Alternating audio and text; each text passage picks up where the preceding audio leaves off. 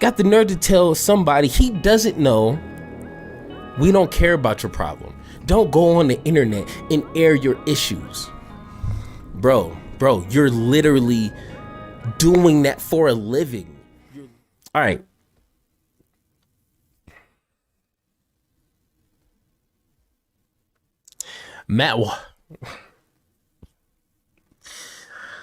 Oh God. Okay. Matt Walsh is an idiot. Okay.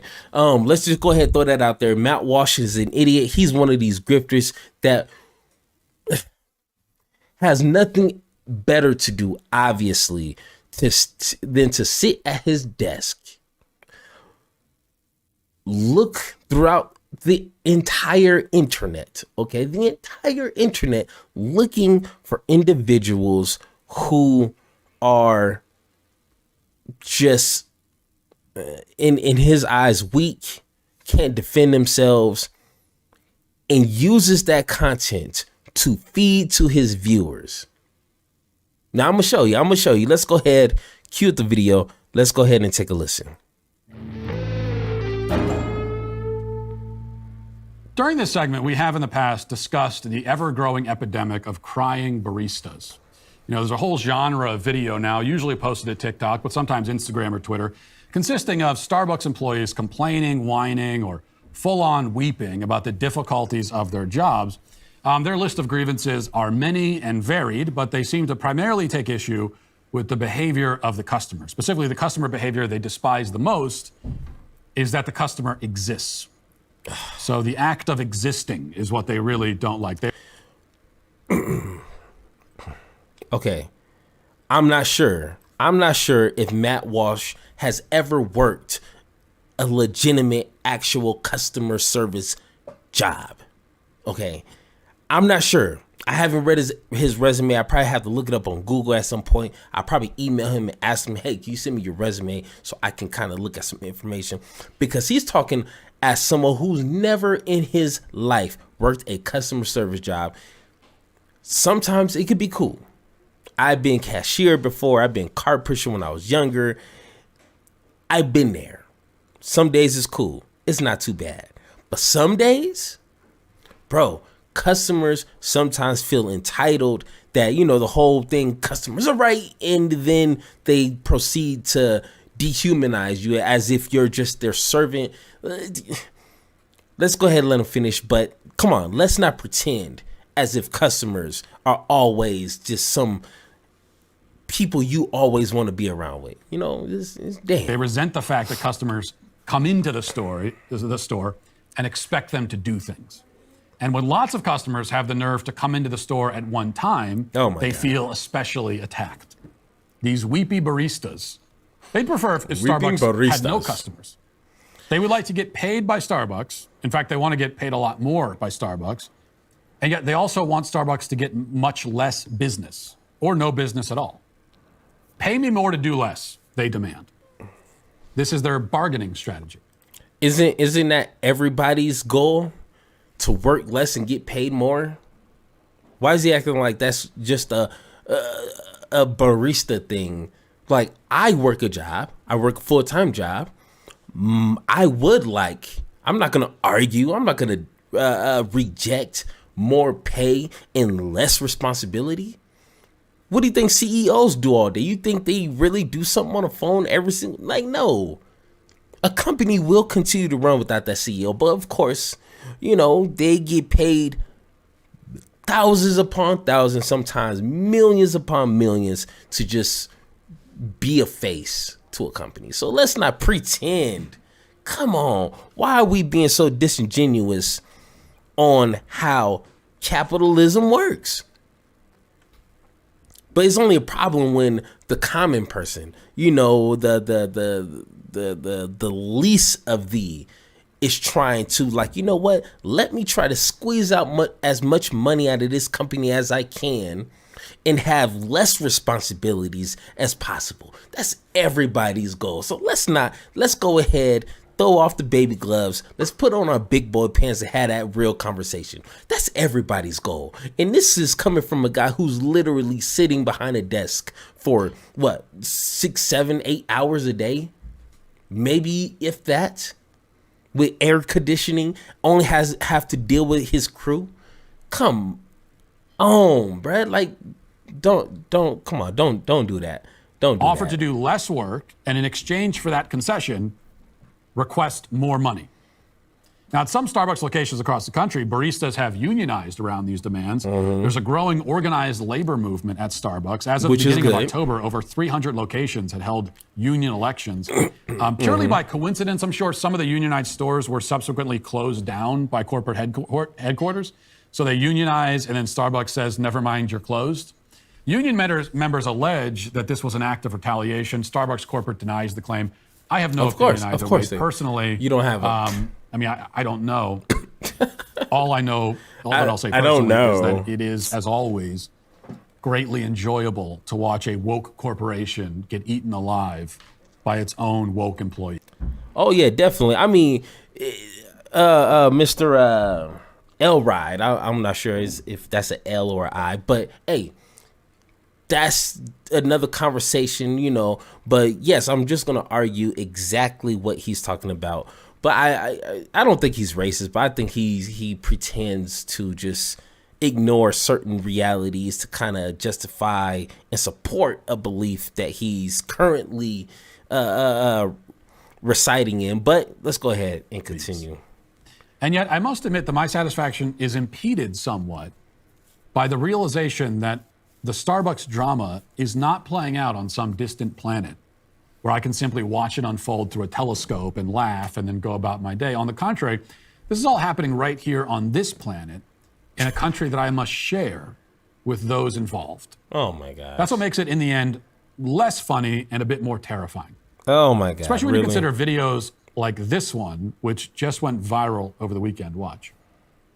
People wonder why we need a union at Starbucks, and I am literally about to quit. Like, I don't know if I'm gonna do it, but like, I really want to. I almost walked out today, and I'm crying in the back room right now, and I almost cried on the floor. It's just, I'm like a full-time student. I get scheduled for 25 hours a week, and on weekends they schedule me the entire day, open to close. I'm on the schedule for 8.5 hours, both Saturday and Sunday.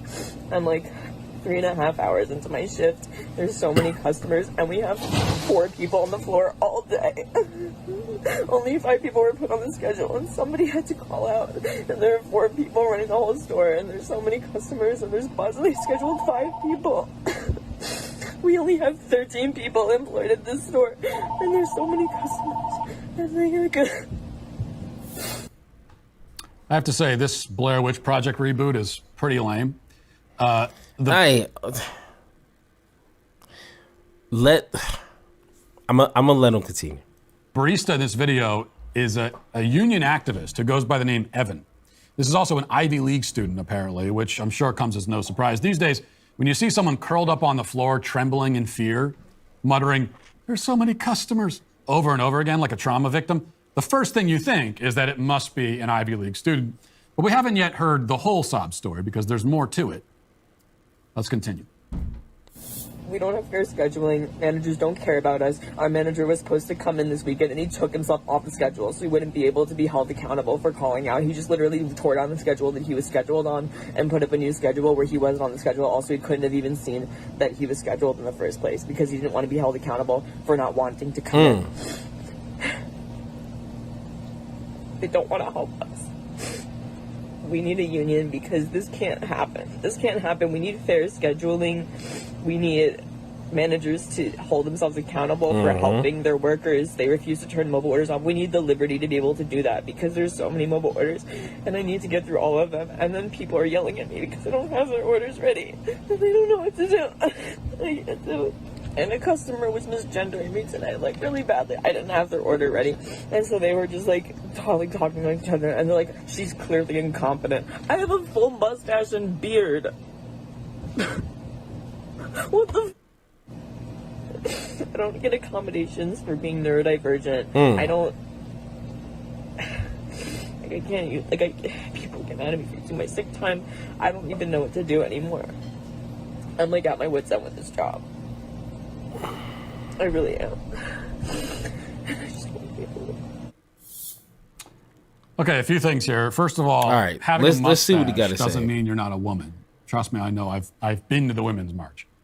Second, I'm not going to judge people simply for whining about their jobs. We all whine about our jobs sometimes, but there is a time and place and context for everything. And whining to the internet while still at your job during your shift in the middle of a rush is neither the correct time nor the correct context. Okay, first off, this sounds too much familiar. How many times have Republicans told Black Lives Matter people who want to demonstrate on the streets? How many times did they tell Colin Kaepernick? How many times do they tell people who want to protest, hey, it is not the right place. It is not the right time. It's a school shooting. We want to talk about gun control. It's not the right place or the time to talk about. Like, first off, you can't tell another human being when it's the right time to do anything. Okay, so let's get off our pedestal here. I know you sitting in your comfortable chair with your comfortable computer, with your blue blazer, with your orange or brown shirt. I get it. It looks comfortable where you at. But first off, get off your pedestal and stop trying to tell people when is the correct time to do something and when it's not. This is 2022, okay? Things get done through the internet. Movements have happened because of the internet. Why are we acting, bro? Hold on. Why are we acting so brand new to this? You know what I'm saying? This is how 2022 gets things done, and I'm not mad at it. Once again, I'm utilizing the internet to voice my opinion upon matters like this. This is what happens. Matt Walsh is literally doing the same thing. He's airing his grievances and his disappointments in whatever is happening through the internet. He's doing the same thing.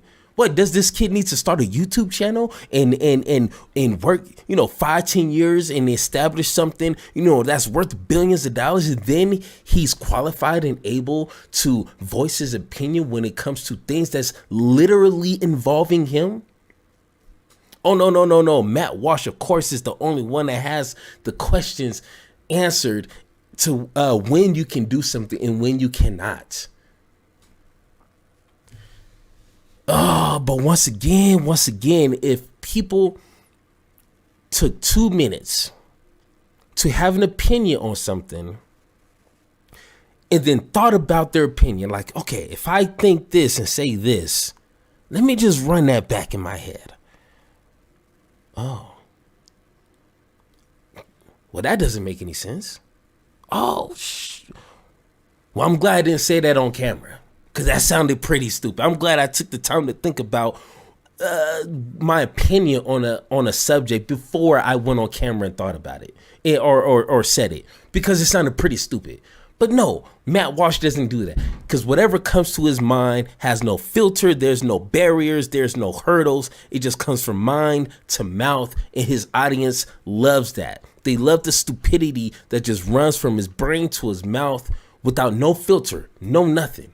Just say it, and his fans love it. That's why I think 99.9% of his fans are idiots too, because they accept, they receive the stupidity that's coming straight from his brain without thinking about anything. So let's go ahead and see what he has to say. Context nor the correct place. In fact, there is no correct time, place, or context to air your complaints about your job publicly. Oh. If you have a problem with your schedule, talk to your manager. If you need to... The manager is the one that's abusing his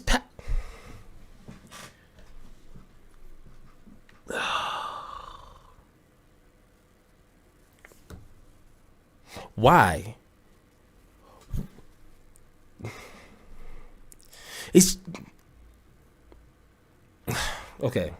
Event, talk to a friend or to your mom or another employee when you're both off the clock. Venting to the entire world is never a good idea. The public can't help you with your problem. We don't know you. We aren't befriended. And our sympathy for Okay, bro, I am done with this guy. I'm done with this video. I tried to tell myself I'm going to listen to someone's entire video, their argument, but he is saying one stupid thing after another.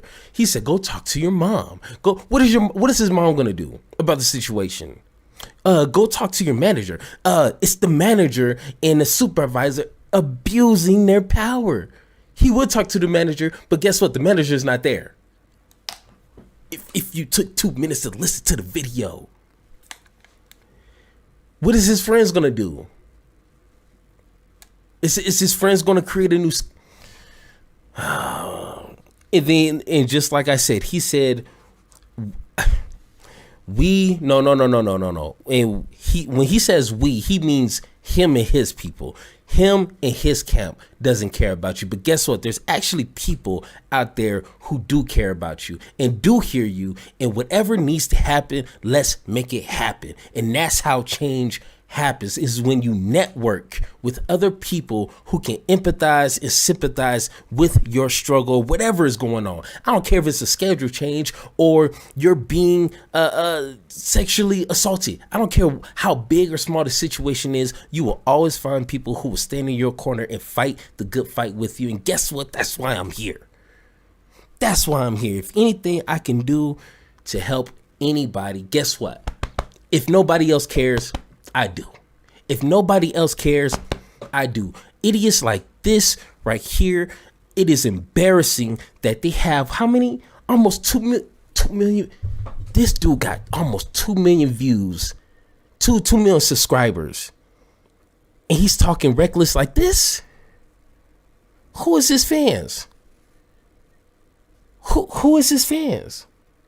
Got the nerve to tell somebody he doesn't know, we don't care about your problem. Don't go on the internet and air your issues. Bro, you're literally doing that for a living. You're literally on the internet, on the same internet. It's not like a different internet. You're on the same internet talking about what upsets you, what you think is an issue, and how you think it needs to be solved. So what makes you so special, huh? What makes you so special? What makes you so nothing? Nothing at all. Not a damn thing makes you more special than that young man who's actually working. I guarantee every penny that I have that he's working harder than you. Hands down. That's not really hard to understand. He's working harder than you, and you got the nerve. You got the balls to sit here and say, bro, I promise you, if he doesn't say anything that clarifies what he just said and makes everything make sense with a positive message for this young man and everybody who's going through similar situations, I promise you, this guy is going to be on my I am not fucking with him anymore list. This dude, right? The plight of a stranger can only be stretched so far. For many of us, given that we have real stresses and real responsibilities in our lives, sympathizing with a grown adult having a temper tantrum because she has to work 8 hours pouring coffee is well beyond our emotional reach. You know, I frequently put in 10 or 11 hour days, and then I come home to help care for my 4 children, soon to be 6. But you're not going to see me huddled back in the storage closet filming a teary-eyed selfie video and complaining about my stresses, because I have self-respect, and also because I realize that there are a great many people in this world who have much harder lives than I do. I only cry on camera when I'm not given the big stuffed animal that I'm owed. But that's totally different. Now, this video would not be worth commenting on if it was just representing a sort of isolated issue. If it was just this one barista crying about having to work a basic 8-hour shift, I wouldn't be worried about the video. And if extended beyond this one individual, but was relegated only to Starbucks baristas, we'd still probably be better off ignoring it. But unfortunately, this represents a society-wide problem. There are a great many people in this country who share this person's attitude. And to be clear, the troublesome attitude is not simply that they don't want to work. I mean, nobody really wants to work. Almost all of us would take $1 billion and spend the rest of our lives on vacation if that option was presented to us. I have no issue with people who wish they didn't have to put in the work. I wish for a lot of things that are unreasonable or impossible. I'm about to have 2 newborns in my house again. I wish that they're both going to sleep soundly through the night. Hey, guess what? Nobody cares about you or your newborns, okay? Guess what? You are a grown man. Hold on. You are literally a grown man talking about your problems. Oh, Bro, nobody cares, okay? Stopping it right there. I do not respect people who are toxic, who are disingenuous, who... If they're not hatred themselves, they utilize the hatred in other people for clout, for the spectacle, and this is exactly what this guy is doing. There's no excuse. There's nobody. It better not be one person in my comment section defending this guy. You can't do it. I'm gonna call you an idiot and call it a day. That is it. There's nothing that you can do or say to justify what he just said. Nobody, you're literally doing the same thing. What are you talking about? How big of an idiot do you have to be to not understand that? And people call him a G.